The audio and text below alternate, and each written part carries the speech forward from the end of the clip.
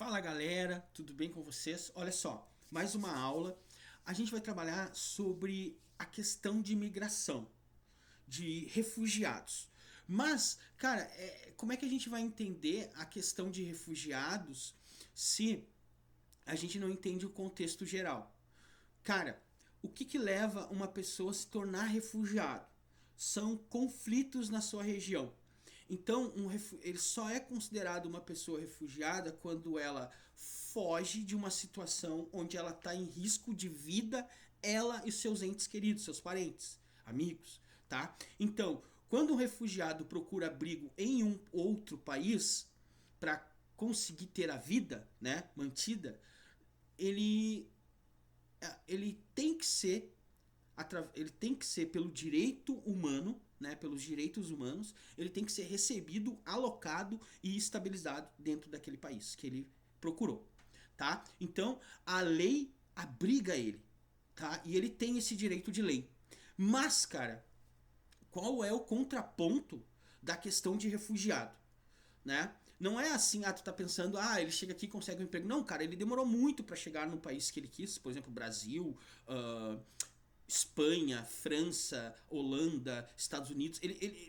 Cara, ele passa um bom trabalho para chegar a um ponto de tu sair do teu país, conseguir levantar dinheiro e muitas vezes tu vai e tua família fica. Depois tu vai lá e tenta buscar tua família, sabe? É agoniante, cara, é desumano tá ali. Então o mínimo que aquele estado tem a oferecer a um refugiado é uma vida digna, né? Porque ele chega aqui com a mão de obra qualificada. Às vezes, muitas vezes, por exemplo, o Brasil, ele não aceita muitos certificados, como medicina, contabilidade, administração. Então, ele tem que trabalhar em empregos da não formação dele, como frentista, como diarista, como pedreiro, como tudo, em qualquer país.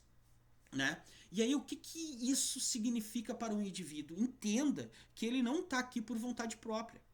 Ele está aqui porque ele veio buscar uma dignidade na sua vida, conseguir seguir em frente e depois buscar os seus parentes. Então ele chega aqui, ele não quer atrapalhar, ele chega num país que não é dele, vamos usar o Brasil, ele não tem a intenção de atrapalhar ninguém, ele só quer viver. E ele não atrapalha ninguém, isso que tem que entender.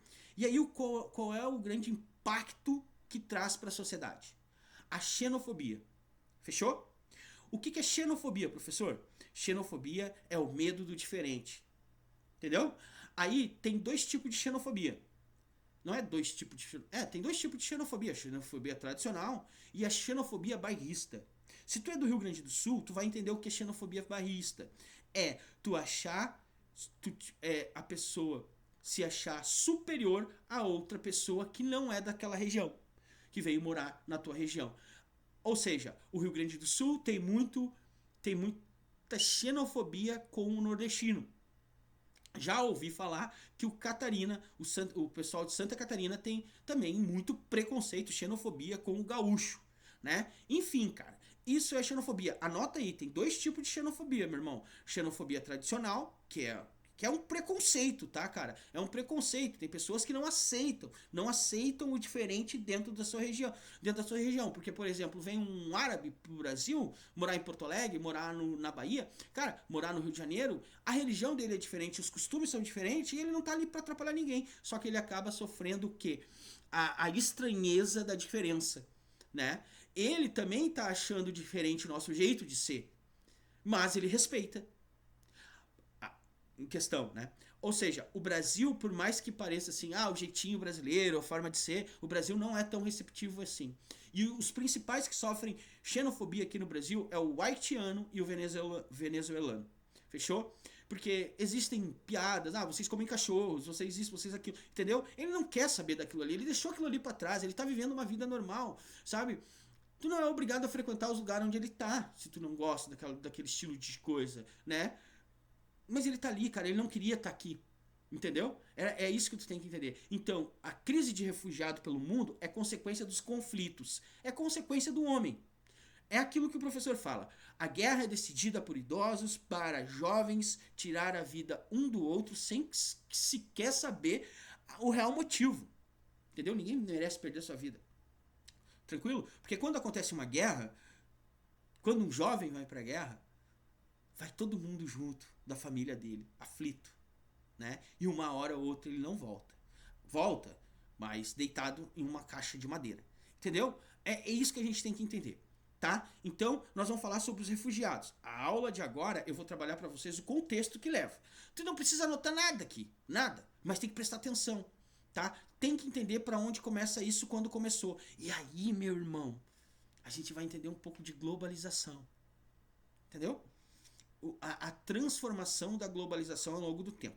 Já vou te dizer que o grande efeito do impacto mundial de 2011 para cá vem da famosa Primavera Árabe. Mas como o mundo inteiro tem o conhecimento da Primavera Árabe?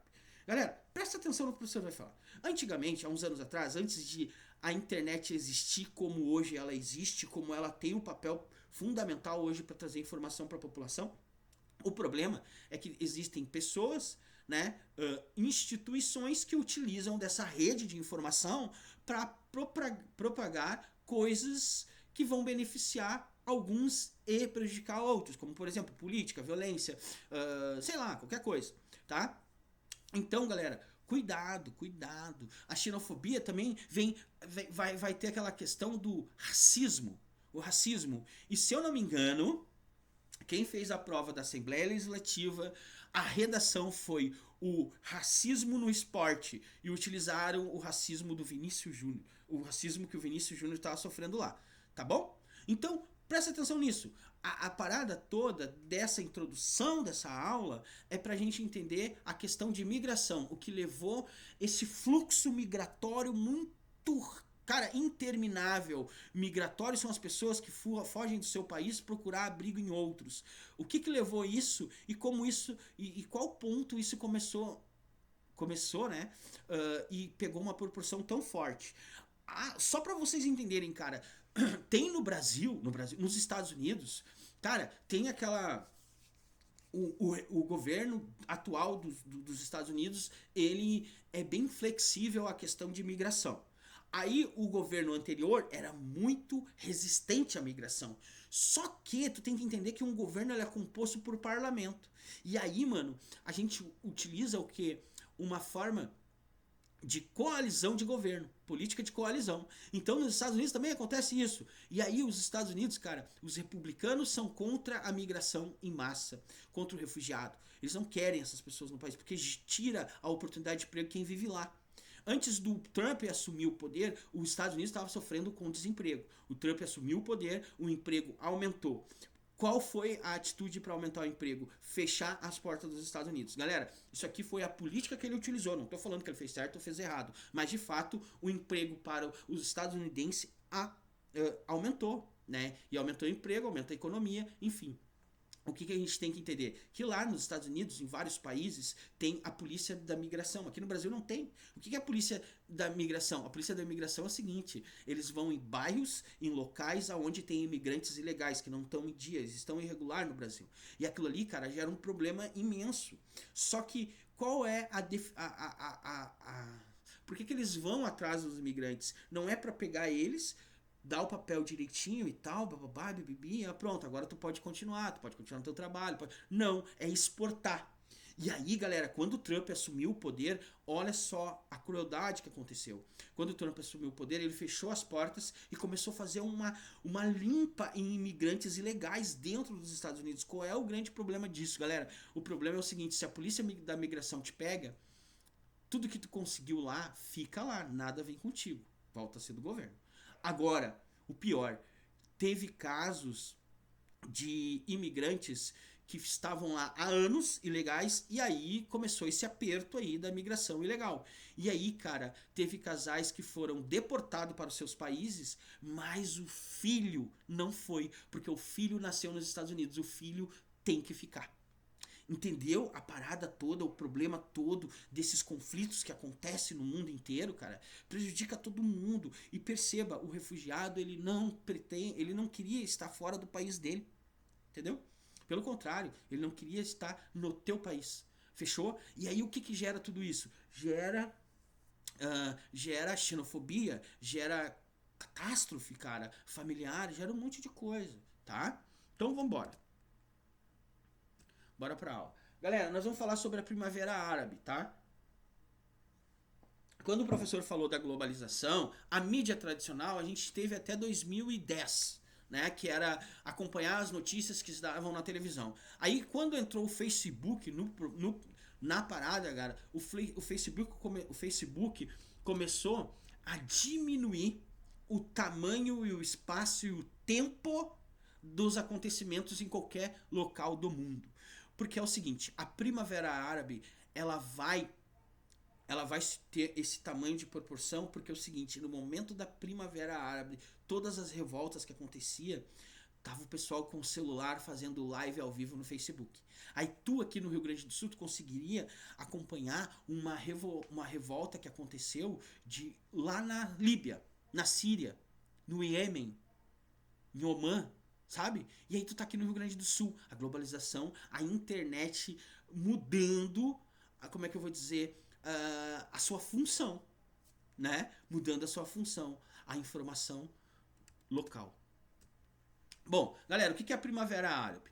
Tudo começou em dezembro de 2010 na Tunísia. Olha aqui, galera, esse mapa, tá? Perceba que aqui, ó, Argélia, Líbia, Tunísia, tá? Ó, começa na Tunísia. Tudo isso aqui em azul vai se expandir pro mundo, para todo mundo árabe, tá? Vai para todo mundo árabe, ó. Vamos lá. Começa aqui, ó, na Tunísia, vai para Líbia, começa no Egito, vai para Síria, vai pro Iraque, vai pro Iêmen, vai pro Omã, vai para todos esses países, tudo ao mesmo tempo, tá? Tudo começou em dezembro de 2010 na Tunísia, com a derrubada do ditador Ben Ali, tá? Ben Ali, tá? Em seguida, a onda de protesto se arrastou para os outros países. No total, entre os países que passaram e que ainda estão passando por suas revoluções, somam-se quem? Tunísia, Líbia, Egito, Argélia, Iêmen, Marrocos, Bahrein, Síria e Jordânia e Omã.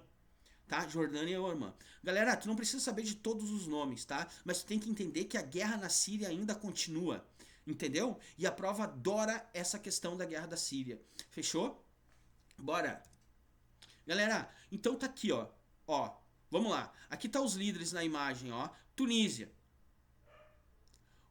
Os protestos na Tunísia, os primeiros da Primavera Árabe, foram também denominados como Revolução de Jasmim. Essa revolta ocorreu em virtude do descontentamento da população com o regime ditatorial, iniciou no final de 2010 e encerrou em 2011, com a queda de Ben Ali, né, após 24 anos no poder. Galera, perceba que o mundo árabe estava irritado com a presença dos ditadores há anos no poder e não estavam dando nada para a população, tá?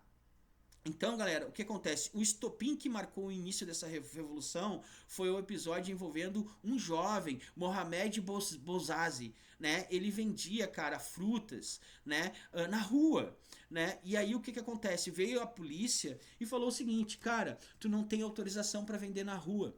Tu não tem autorização para vender na rua, me dá todo o teu documento, me dá toda o teu produto. Cara, a polícia tirou dele. O que ele fez? Ele ficou muito triste. Ele ficou decepcionado porque era o único meio de conseguir alimento para sua família. E aí, cara, presta atenção. Ele comprou o material, gastou todo o dinheiro e foi começar a vender. Quando ele começou a vender, chegou a polícia. Ele não vendeu nenhum real. Então ele economizou, cara, sei lá, 2 dias para começar a conseguir gerar um dinheiro. Porque ele já vinha anos passando necessidade. Aí, cara, ele falou, cara, eu quero ganhar um pouquinho mais de dinheiro, eu vou vender frutas e legumes na rua. Aí veio a polícia e retirou o produto dele e tirou a oportunidade de ganhar dinheiro. O que a população estava sentindo? A população, pô, cara, já vinha isso, já vinha. A população, pô, o governo não dá emprego. O governo só quer falar de Alá, sabe? De Maomé, de muçulmano, mas não dá oportunidade, sabe? A gente está passando fome, a gente não tem condições sanitárias, isso, sempre os mesmos oligárquicos. Isso vem em todos os países árabes. Tá? Então não confunda, não são só os países muçulmanos, só para te entender. E aí, galera, o que acontece? Ele pega naquele dia, bota álcool no corpo, vai até a frente da prefeitura, do parlamento, pega o isqueiro e ateia fogo no seu corpo, ele morre queimado. O pessoal passando, olhando ele ali. Aí descobriram por que ele fez isso, por causa da repressão do governo. E aí, mano, desencadeou uma loucura total, com a ajuda da informação do Facebook. Não é o Facebook que ajudou. A única forma de manter a comunicação, saber o que estava acontecendo sem a mídia do mundo inteiro tradicional, mostrar o que elas querem e não o que a gente tem, não o que a gente quer ver. O que acontece no Jornal Nacional apareceu. O jovem ateia fogo no seu corpo devido à polícia fiscalizar o seu trabalho irregular. Entendeu? Aí, cara, começa as redes sociais, o Facebook, que era da época, a recente tinha saído do Orkut, né? E aí, cara, começa fazendo o quê? Começa, não, tá acontecendo isso, a imprensa não tá falando a verdade. Então, cara, e aí se espalha pelo mundo inteiro, tá? Ai, pelo mundo inteiro não, pelos países árabes, né? Extremamente revoltado com essa situação, Bozos ateou fogo em seu próprio corpo, marcando o evento que abalou a população de todo o país e que fomentou a concretização da revolta popular. Cara, Primavera Árabe é o seguinte, foi na primavera isso e era no mundo árabe. Então, galera, a Europa, né, vai colocar o nome desse evento como Primavera Árabe, tá? Então ali tá os líderes, ó, Tunísia, tá? O Ben Ali, ele foi o primeiro país a realizar o protesto. A prova pode perguntar, tá? Quem foi o primeiro? Foi a Tunísia. Então isso tu grava, vá que caia, tá? É muito difícil, mas pode cair, tá, galera? Porque a guerra na Síria ainda continua por causa disso. Os refugiados ainda continuam por causa disso. Vocês vão ver a atuação, o que a Inglaterra tá fazendo na próxima aula, tá? Então, guarda isso. Quem era o ditador? Ben Ali. Tá? Na Síria ainda tá esse cara, Bashar al-Assad. Ele é apoiado pela Rússia, tá? É isso. No Egito, é Hosni Mubarak, tá? Os protestos inspirados na Tunísia derrubaram em 11 de fevereiro o governo do Hosni Mubarak, tá? Há 30 anos no poder, cara. Atualmente ele está sendo julgado por, entre outros crimes, entendeu? Na Líbia, Muammar Gaddafi, esse cara foi morto, tá? Esse cara foi morto. Os caras tomaram o poder e mataram esse líder na Líbia, tá? A insurgência na Líbia contra o governo Mubarak, né? Muammar Gaddafi, desde 1969 no poder, cara. Teve início 3 de fevereiro de 2010, né? Com a participação da Organização do Tratado Atlântico do Norte, a OTAN, né? O país vive desde então uma situação de guerra civil. Rebeldes tomaram o Topim e aí mataram o cara, né? Fechou? No Bahrein, Al-Khalifa, tá? O Isla Al-Khalifa, Hamaben, tá? E na Síria, o professor já falou, e no Iêmen, tá? No Iêmen, o presidente Ali Abdullah Saleh, não sei falar esses caras, ainda tá no cargo. Então, vamos lá, eu vou ler as outras partes aqui, ó. Ó, cara, Egito. A revolução no Egito foi também dominada por dias de fúria, cara. Foi a revolução de Lotus, a revolução do Nilo. Tudo isso o nome, tá? Ela foi marcada pela luta da população contra a longa ditadura de Hosni Mubarak, protesto que iniciaram em 25 de janeiro de 2011, ao longo da ditadura de 11 de fevereiro do mesmo ano. Após a onda de protesto, Mubarak anunciou que não iria se candidatar novamente às novas eleições e dissolveu todas as frentes da estruturação. Em junho de 2011, após a reeleição, Mohamed Morsi foi eleito presidente egípcio, tá? Bahrein, os protestos no Bahrein. Então, países que vocês nunca ouviram falar, na verdade, também, né?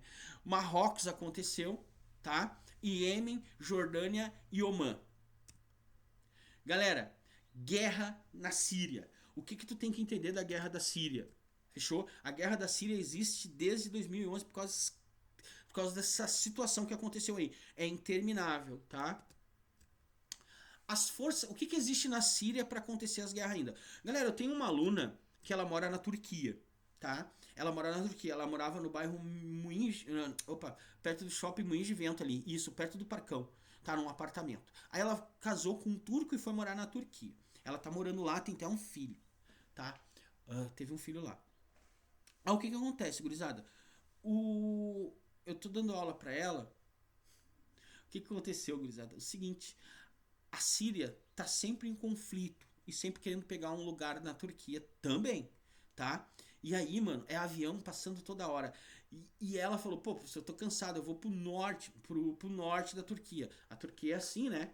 Aqui é o leste, aqui é o oeste. Eu vou pro oeste da Turquia. Aí a Turquia faz o quê? Frente, cara, com a Grécia. Até hoje tem guerra entre a Grécia e a Turquia, só que não passa na televisão, né? Entre a Grécia e a Turquia por causa da disputa por ilhas que a Grécia acredita que tem direito e a Turquia também acredita que tem direito. Só que não passa na TV. Não sei porquê.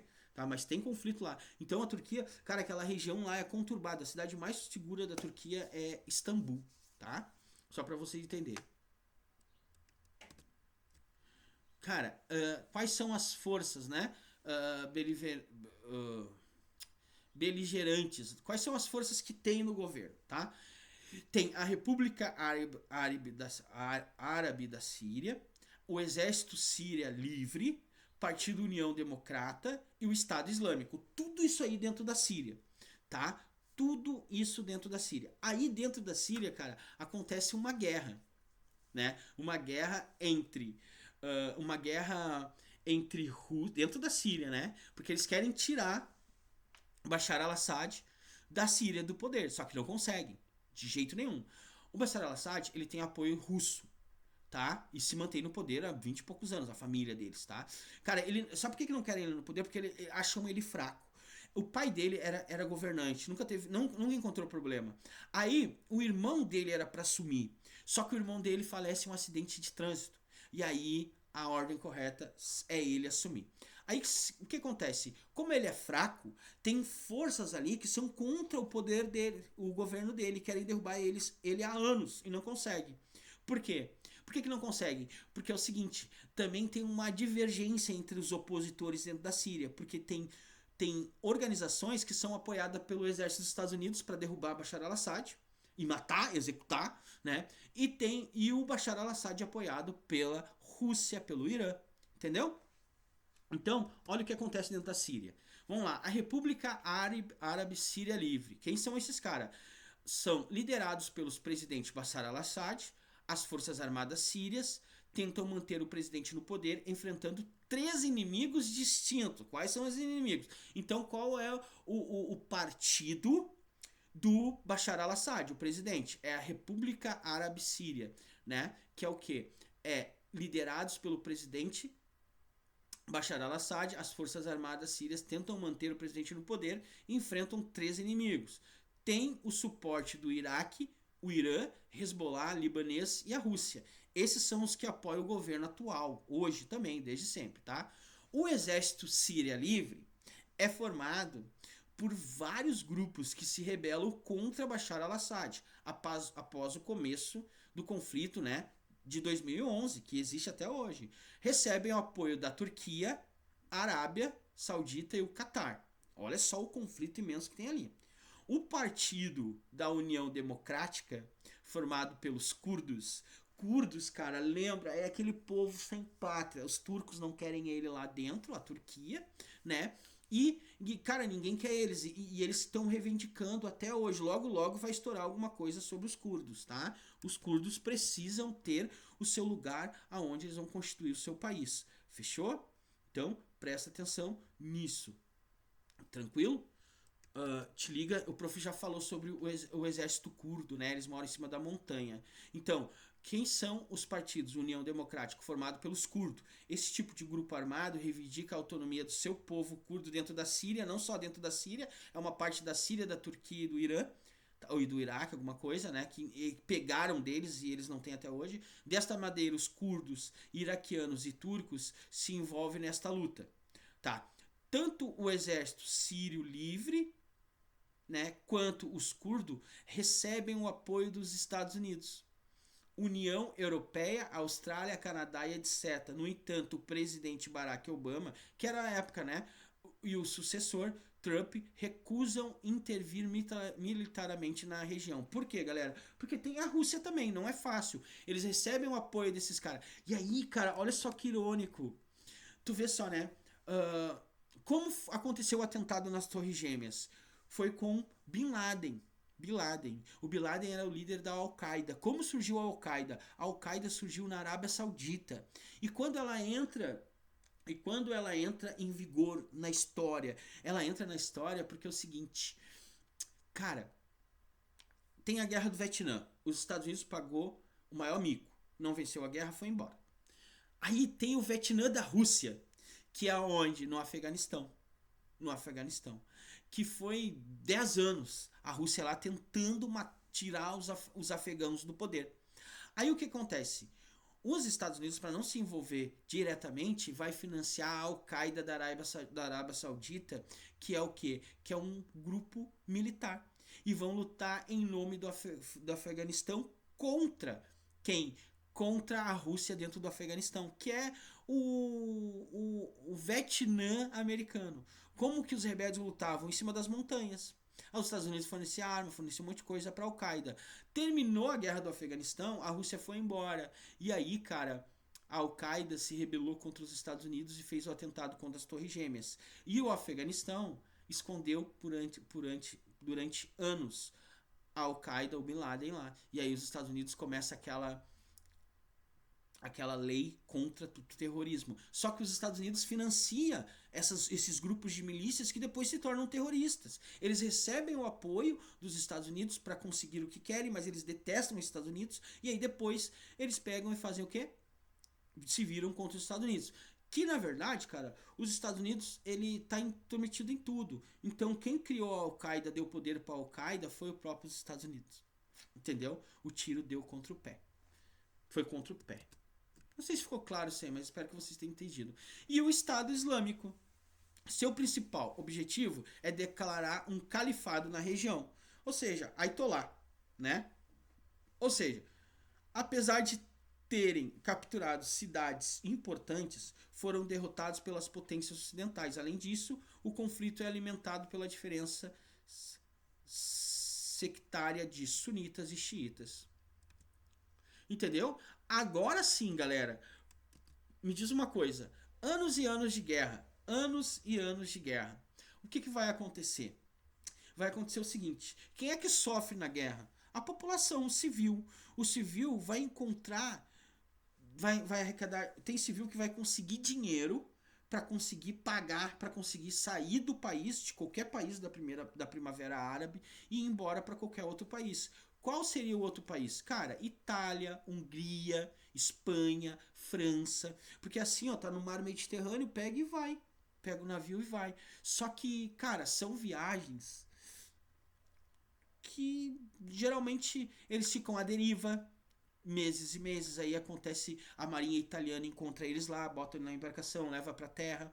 A Hungria botou uma cerca proibindo a entrada de imigrantes, porque sabia que ia acontecer essa grande crise, né? E a Hungria não tem condição de suportar tanto fluxo migratório. Esse é um dos motivos. O outro também é por causa de xenofobia, né? Não aceitar a diferença. Então, galera, o processo de refugiados fica para a próxima aula, tá bom? Próxima aula prometo que vai ser curtinha. Tchau, um abraço, bons estudos e fui, galera.